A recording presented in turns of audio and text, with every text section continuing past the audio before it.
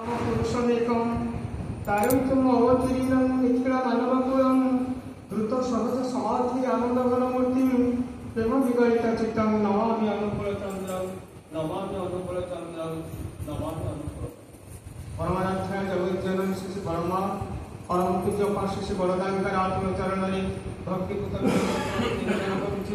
परम पूज्य श्री चरण अनंत कोटि प्रणाम पूजन्य अभिन्ना तथा इष्ट परिवार प्रतिपत्ति श्री चरण कोटि कोटि प्रणाम जनाए आज सुंदर मनोरम संध्यार जगत संपुष संध्यार अनुकूल अनुष्ठित होता परम पूज्यपाल श्री श्री दादांकर शुभ 93तम आविर्भाव दिवस अनुष्ठित होता सत्संगर वरेण्य परिचालक महोदय उपस्थित पूज्य रीति देवता मंडली कर्मी भाई गुरु भाई भक्ति मातृ मंडली सब सज्जन मंडली स्नेह पिला समस्त अंतर स्वाकृतिरा जय गुरु निवेदन करुचे सुंदर भाव में आमर सामान्य सरस भाई परिचालन सत्संग आगे चली पूर्वर समय स्वल्प पूर्वर धुति सुंदर भाव में प्रारंभिक आलोचना क्रम अनेक सुंदर कथा कही से संपर्क में दादा उद्देश्य क्रमे सूचना देवी कहते आचार्य परंपरा श्री ठाकुर ए आचार्य परंपरा भीतर दे पुत्र पौत्रादि क्रमे से सब मूर्त आ जीवंत होकर रही था एवं से पुरुषोत्तम अवर्तमान पुत्र पौत्रादि माने जमी ठाकुर अवर्तमान श्री बड़दा अवर्तमान परम पूज्य श्री श्री दादा एवं दादा वर्तमान वर्तमान आचार्य देव जमी सत्संग समस्त दाय दायित्व बहन कर ठीक से भाव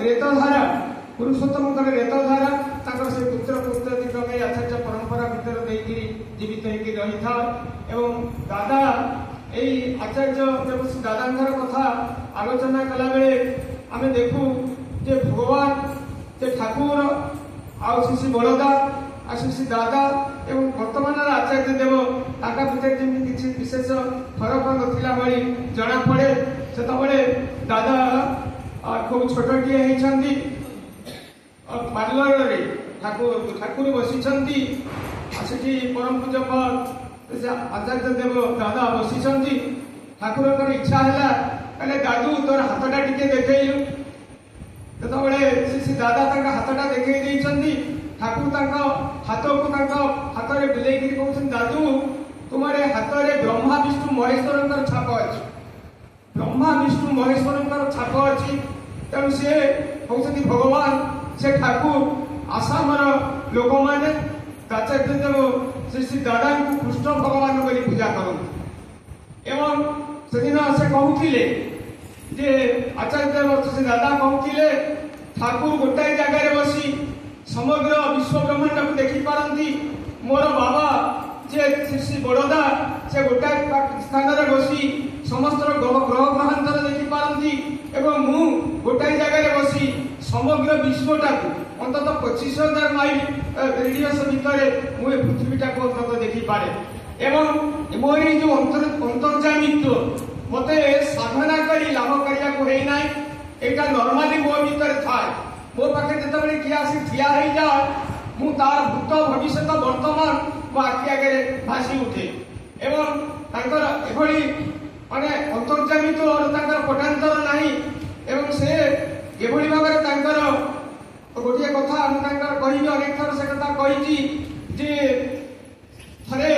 से गौहाटी अवस्थान कर गौहाटी मंदिर में शिलंग मंदिर कार्य चालू थाए से दादा राति गाड़ी आनिक गाड़ी आसुंच बाटरे जयरण दास को देखिले कहले दादा तुम पाखे टंका अच्छी कि दादा कहले नाई आज्ञा मो पाखे मोट 30 टंका अच्छी ना 30 टंका कौन हम 1000 टंका दरकार काली मंदिर काम आरंभ हम ना दादा मुझे कौटू आनिक देखिए काली व्यवस्था करी ना काली देले हम नहीं आज देले मंदिर काम हम ना मुझे कौन करी मो पाखे तो पैसा ना आपड़ कहते आज राति दवापाई आप सूचना दिंतु ମୁଁ କୋଉଠିକି ଗଲେ ସେ ଟଙ୍କାଟା ମିଳିବ।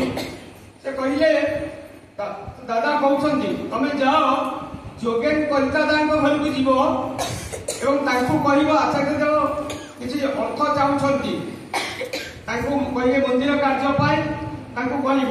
ସିଏ ଯଦି ନିଜର ଅସମର୍ଥ ପ୍ରକାଶ କରନ୍ତି ତାଙ୍କର ମାଙ୍କ ପାଖକୁ ଯିବ କହିବ, ଏବଂ ମା ଯଦି ତାଙ୍କ ପାଖରେ ନାହିଁ ବୋଲି କହନ୍ତି ତୁମେ କହିବ ଦାଦା କହିଛନ୍ତି, ଆଚାର୍ଯ୍ୟ ଦେବ କହିଛନ୍ତି ତୁମ ଘରେ ଯୋଉ ଟ୍ରଙ୍କ ଥୁଆ ହେଇଛି ସେ ଟ୍ରଙ୍କ ଭିତରେ ଯୋଉ ବହି ଅଛି ସେ ବହି ଭିତରେ କପଡ଼ାରେ ଗୁଡା ହେଇ ଯୋଉ ଟଙ୍କା ଅଛି ଆଚାର୍ଯ୍ୟ ଦେବ ସେଇ ଟଙ୍କା ଚାହିଁଛନ୍ତି, ସେଇ ଟଙ୍କା ଦିଅନ୍ତୁ। ଏ କଥା ମୁଁ ଅନେକ ଥର କହିଛି। ତେଣୁ ସେ ତାଙ୍କର ଏତେ ଅନ୍ତର୍ଜାନିତ। ଆମର ଏକ୍ସରେ କଣ କରେ ଏଇ ଛାତି ଭିତରର ଫଟୋ ଉଠାଏ, କିନ୍ତୁ ସେମାନେ ମନ ତଳର ଫଟୋ ଉଠାନ୍ତି। ସେ କହିଲେ ସେଦେବ କହିଛନ୍ତି ତାଙ୍କର ମନେ ନାହିଁ ସେ କେବେ ରଖିଛନ୍ତି ପଇସା, ତାଙ୍କ ସ୍ୱାମୀ ମଧ୍ୟ ଜାଣନ୍ତି ନାହିଁ। ସାଙ୍ଗେ ସାଙ୍ଗେ ତମେ ଯାଇକି ଟ୍ରଙ୍କ କରି ଦେଖିଲେ ବହିଟାଇ ବାହାରିଲା, ବହି ଭିତରେ କପଡ଼ାରେ ଗୁଡ଼ା ହେଇକି ଟଙ୍କା ଅଛି। ଯେତେବେଳେ ତ୍ରୟଗଣ୍ଡା ତାକୁ ଗଣିଲେ 1000 ଟଙ୍କା ଠିକ ଅଛି। ତାଙ୍କ ଆଖି ଅସୁବିଧାର ବହି ଯାଉଛି, ସେ ସମସ୍ତେ ଆନନ୍ଦରେ ଗଦଗଦ ହେଇଯାଉଛନ୍ତି। ସିଏ ହଉଛନ୍ତି ଦାତା, ସିଏ ହଉଛନ୍ତି ଗଣିତା, ସେ 1000 ଟଙ୍କା ତାଙ୍କୁ ଦେଇଥିଲେ। ଏବଂ ସେତେବେଳେ ଆପଣ ଜାଣିଛନ୍ତି ଶ୍ୟାମଳକାନ୍ତ ଚୌଧୁରୀ ତାଙ୍କର ଝିଅ ଜଣେ ଶିକ୍ଷୟିତ୍ରୀ, ସେ ତାଙ୍କର ପ୍ରଥମ ମାସର ଦରମା ପାଇ ସ୍କୁଲରୁ ସେ ଗୋଟେ ଖାମରେ ପୁରେଇକି ଝିଅକୁ ଆଣିକିରି ଯେତେବେଳେ ଆଚାର୍ଯ୍ୟ ଦେବ ଦାଦାଙ୍କ ପାଖରେ ଭେଟି ଦଉଛନ୍ତି, ଦାଦା ଇଏ ମୋ ଝିଅର ପ୍ରଥମ ମାସର ଦରମା ସେ ଆପଣଙ୍କୁ ଦଉଛି। ସେତେବେଳେ ଦାଦା କହୁଛନ୍ତି ଏଠି କାହିଁକି ଦଉଛ, ଯାଅ ସେଠି ସେ ଫିଲାନ୍ଥ୍ରୋପିର 1 ନମ୍ବର କାଉଣ୍ଟରରେ ଦିଅ। ନା ଆଜ୍ଞା ସେ ଆପଣଙ୍କୁ ନା ତମ ଝିଅ ଯେତେବେଳେ ଦରମା ପାଇଥିଲେ ପ୍ରଥମ ଦରମା ସେ ଠାକୁରଙ୍କୁ ଦେବା ପାଇଁ ସଂକଳ୍ପ କରିଛନ୍ତି, ମୋତେ ନୁହଁ। ତେଣୁ ସେଠି ଯାଇକିରି ଦେଇଦିଅ।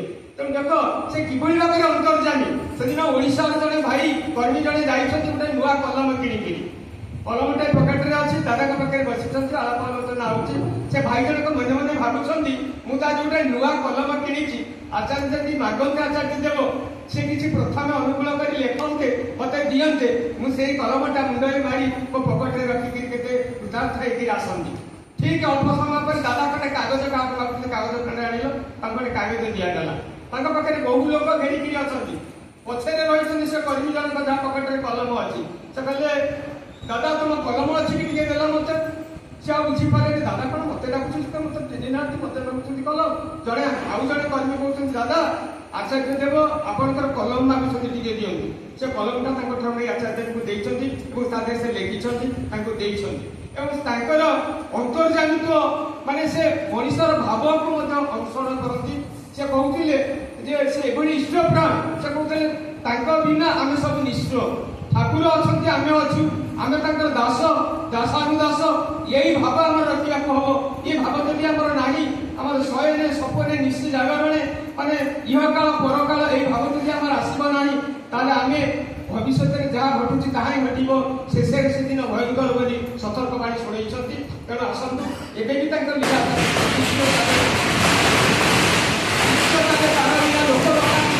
ଦେଖେ ସେଉ ଭକ୍ତି ଦ୍ୱାରା ଜାଗ୍ରତ ଅନ୍ତରେ ବନ୍ଦେ ପୁରୁଷୋତ୍ତମ। ଜୟ ଗୁରୁ।